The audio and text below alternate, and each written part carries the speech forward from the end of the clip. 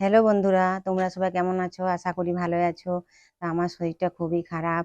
এই তোমাদেরকে সেদিনে বললাম যে আমি বাথরুমে কিছুদিন আগে পড়ে গেছিলাম, তো প্রচণ্ড কোমরে ব্যথা। তারপর নার্সিংহোমের ডাক্তার ঘরে দেখাতে গিয়েছিলাম। সেদিনে এমআরআই করেছিলাম। আজকে এই যে রিপোর্ট নিয়ে এলাম। এ দেখো, এই এমআরআই রিপোর্ট। এই যে কিছুক্ষণ আগে নার্সিংহোম থেকে এলাম, তারপরে এই যে মাথার চুল টুল শুকায়নি এখনো। এই ভাতটা খাওয়া দাওয়া করলাম।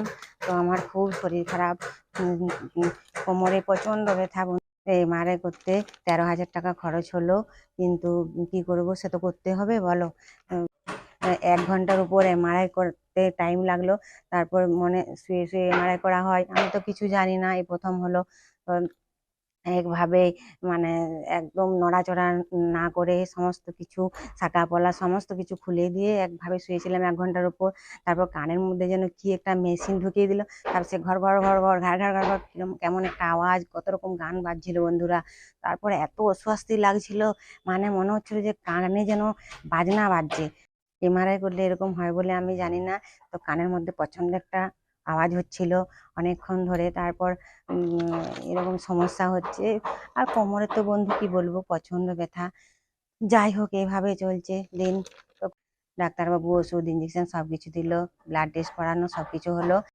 এই যে ডাক্তারবাবু তারপর ব্লাড টেস্ট আর সমস্ত কিছু করালাম। তারপরে এই যে এমআরআই রিপোর্টগুলো 21 তারিখে আবার নিয়ে যেতে বলেছে, যেতে হবে সেদিন আবার। সেদিন ডাক্তারবাবু বলবে যে অপারেশন করতে হবে কিনা।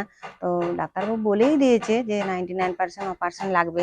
তো সেই জন্য আমি মানে উঠতে বসতে কিছুই করতে পারছি না। ঘরে সমস্ত কাজ তোমাদের দাদাভাই করছে, আমি কিছুই করতে কি করবো বন্ধুরা। আমার সমস্ত মানে আশা আকাঙ্ক্ষা সব দূর হয়ে গেল। আমি এত আশা করে ইউটিউব চ্যানেল খুলেছিলাম, তো নাচ গানের ভিডিও করছিলাম।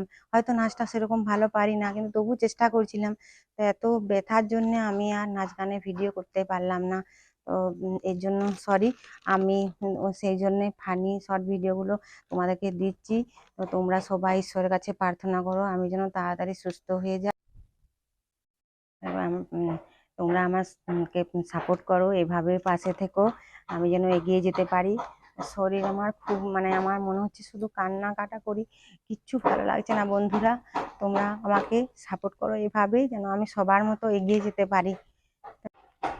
আজ এই পর্যন্ত, আবার অন্যদিন তোমার সাথে কথা হবে।